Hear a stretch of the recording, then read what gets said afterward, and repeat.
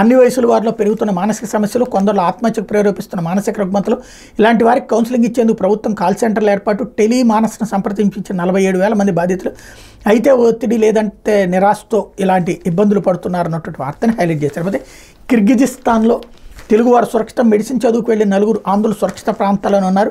AP NRTS chairman Venkat Medapati కిర్గిజిస్తాన్లో తెలుగువారు సురక్షిత ప్రాంతాల్లో ఉన్నారని ఆందోళన చెందాల్సిన అవసరం లేదని ఏపీ ఎన్ఆర్టీఎస్ ఆదివారం విడుదల చేసిన ప్రకటనలో పేర్కొంది. కిర్గిజిస్తాన్లో భారత విద్యార్థులపై దాడులు జరుగుతున్న నేపథ్యంలో భారతీయ విదేశాంగ శాఖ హెచ్చరికలు జారీ చేసిన సంగతి తెలిసింది. ఇందులో భాగంగా కిర్గిజిస్తాన్లో తెలుగువారి కోసం ప్రత్యేక హెల్ప్ లైన్ నెంబర్ ఏర్పాటు చేసినట్టు వెంకట్ మేడపాటి తెలిపారు. ఏపీకి చెందిన ప్రజలు, విద్యార్థులు హెల్ప్ లైన్ నెంబర్లు కూడా ఇక్కడ ఇచ్చారు. భారత రాయబార కార్యాలయం హెల్ప్ లైన్ నెంబర్ని సంప్రదించాలని సూచించారు.